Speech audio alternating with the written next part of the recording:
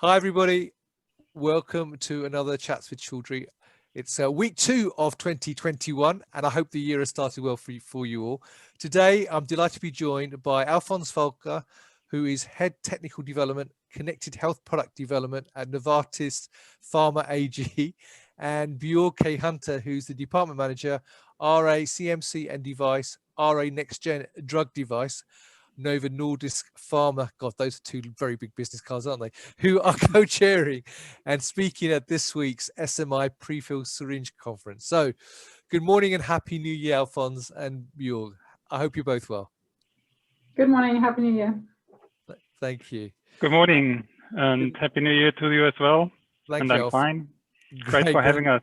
Great. And I understand, Bjorg, you're in Denmark, in Copenhagen, and Alphons, you're in Switzerland, in Basel. So Correct. so Brexit's happened, but we're still doing a pan-European interview here. So there you go.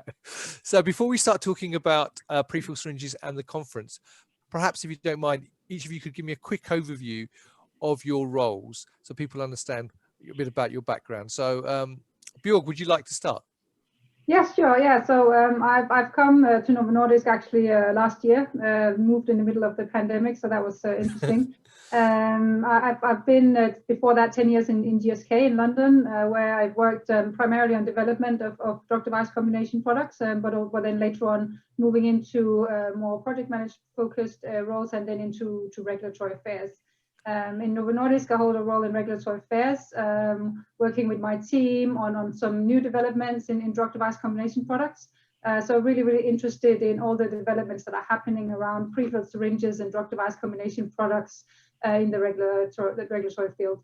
Fantastic. I've also been involved in a lot of external advocacy over the years, specifically around Article 117. So I'm sure that's going to be one of the big hot topics as well this year. Brilliant. And Alphons? Yeah, I'm working in technical areas, development of devices for pharmaceutical applications since more than 20 years now. I joined Novartis around 8 years ago. Just a few months ago, we established a new organization here in Novartis called Connected Health. It's an organization responsible for the development of connected health ecosystems comprising smart drug device combinations, software as medical device apps for web or mobile devices, and telehealth solutions. And I had the opportunity to join this group just by 1st of January, very recently. So I'm very excited about this new role. Well, congratulations on your new role. So let's talk about the conference, which is running this week on Wednesday and Thursday, the 13th and 14th of January. And really, a really basic question. Why are pre-filled syringes so important? Who would like to take that first? Well, maybe I can start. I think why they're so important is because what they have offered, if you look at it historically, is you've gone from a space where if you had to inject a drug, you were primarily using a vial type solution, maybe an ampoule, and patients would have to withdraw their medicine, or the healthcare professionals would have to withdraw the medicine from that and then inject themselves. With the invention of the pre-filled syringe, so of course it's quite a long time ago now, you're sort of moving into a more patient-focused delivery solution. And I think with the things that comes around that as well, the different types of devices that we have now as well, auto-injectors are just still booming. It's a solution that patients really like. It gives a lot of independency. So I think that's why it's still highly relevant to talk about pre-filled syringes and pre-filled technology. Fantastic. And Alphons, do you have anything to add to that? Yeah, I think it's very comprehensive what Bjorg already said here. But yeah, I want to emphasize we are moving more and more into complex drug products, so biologics and so on. They usually require an administration by injection. So this is one of the reasons why prefilled syringes and all the other injection devices are so important. And the other area is we also see more and more self-administration of injected drugs. So people are not going to an hospital or to a medicinal practice. They do it at home themselves or by a family member as a caregiver. And so the handling is much, much easier with this kind of devices compared to what we had in the past. And that's also an important aspect why they are so important. Brilliant. And I think also, if I may, another reason is we're seeing the regulatory framework changing around this. I think there was a time where pre-filled syringe might only have been looked at as primary packaging, and that's just not the case anymore. Maybe in some regions, but certainly we're starting to see, and especially when they start being combined with more complex devices, the regulatory landscape around these types of products are really changing at the moment as well. And so that's another reason why it's really highly relevant to talk about it. Right. So I know there's been a lot of developments over the last 12 months, obviously, and you mentioned biologics just then, Alphons. So what do you see as the sort of key developments over the last 12 months within the pre-filled market? So, of course, the main topic last year, the dominating topic, was the COVID-19 pandemic. Sure. And this pandemic, as frightening as it was or still is, it also changed a lot the way how we run the business.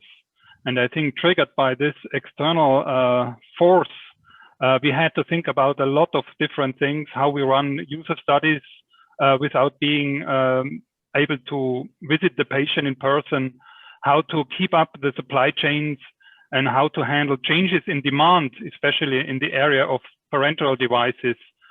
We saw so many things changing in a very short time, and these changing, they will not go back to where they were before. This area will be changed forever, and all this will be a start of new and innovative solutions, how we do our business. So this was one of the dominating factors last year.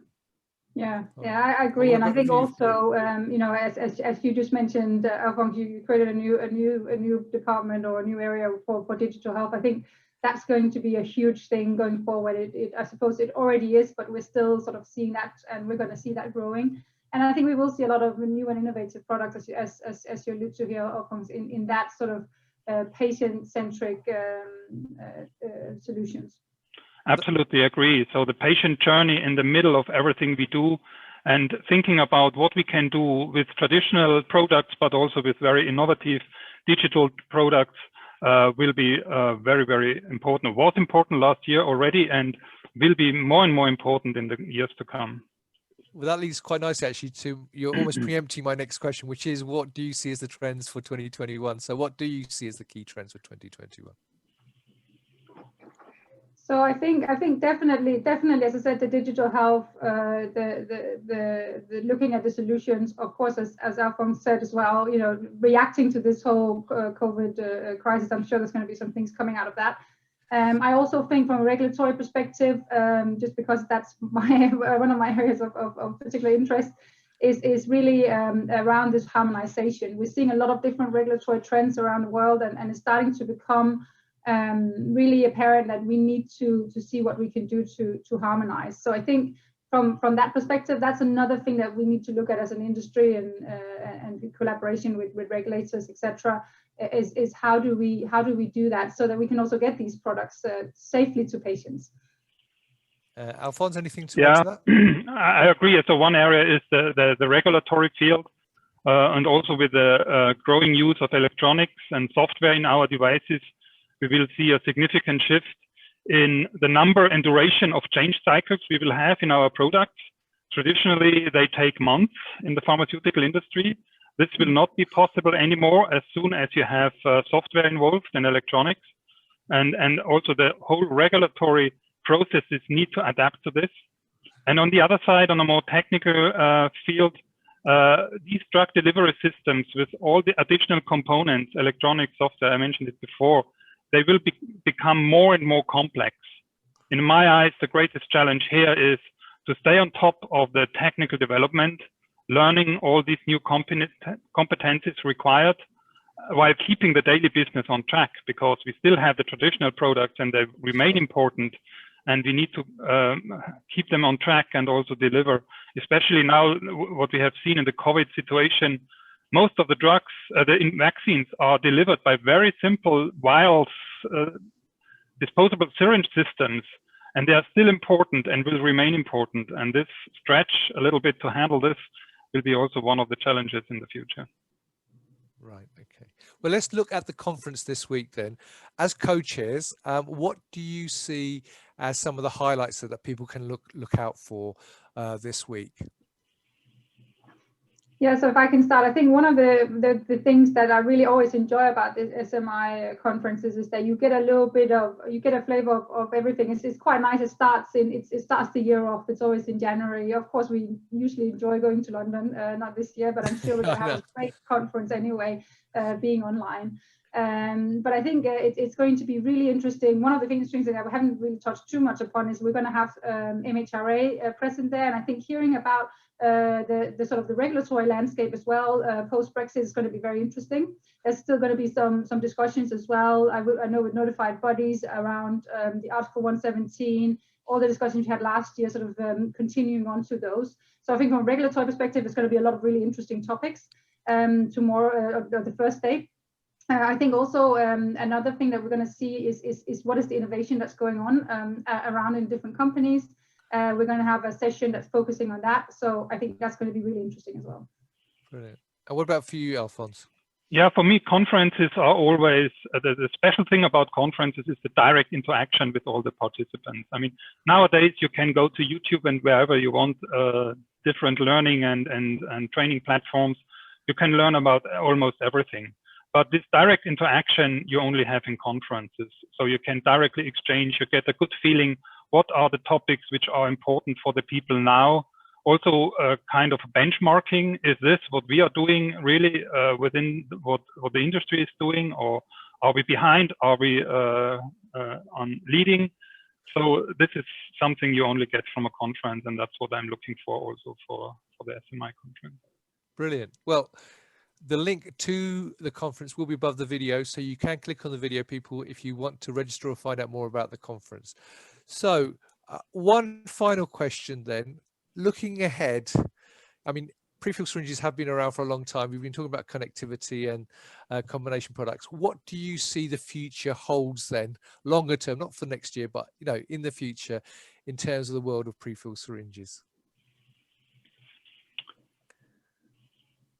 Who's going to answer that? Yeah, I can take the start. So I think a lot of things we already mentioned. So this is complex systems with a lot of new elements, new technologies coming into play, and moving more and more to such complex products.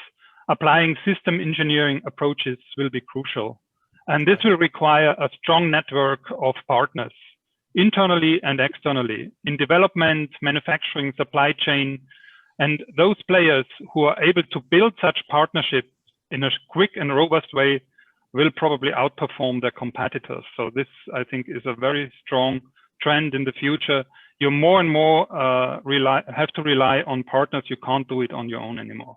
Sure. Brilliant. And I think that's a really good point. And I think, sorry, to add to that, I think another thing that we will look at least in the regulatory space, and I know there's been a lot of discussion over the last year or so, is around how do we look at these as platforms. And I think it's talked a little bit to what Alphons is saying as well, is that we need to try to look at that aspect as well. How can we use these technologies in a more platform way? That might be a bit more sooner in the future. Looking forward, I think really we're going to see a lot more, of course, digital, and we're probably going to see some brand new innovations that we couldn't even think about right now. I don't think it was this conference, but it was a couple of years ago. Someone came to talk about some patient innovations, and sometimes things will just come up and you don't know. So that's why it's an interesting place to look at. But of course, as Alphons mentioned as well, injection of drugs, I think, is something that is likely to be here to stay for a long time, but who knows what the future holds. Brilliant. Well, look, thank you both for taking the time out to talk to me. It's been really interesting. As a layperson, I always find these fascinating to learn more about these topics as well. So thank you for taking the time to talk to me this morning. All that's left for me to say is thank you very much. Happy New Year. Have a fantastic, happy, healthy and successful 2021. That applies to everyone else who's watching as well, of course. If you'd like to know more about the event, the link, as I said, is above the video. And all that's left for me to say is thank you both very much. I hope you have a fantastic 2021. Thank you very much. Thank you. Same to you. And thank you for watching. And as always, until next time, stay well, stay safe and stay positive. Bye-bye.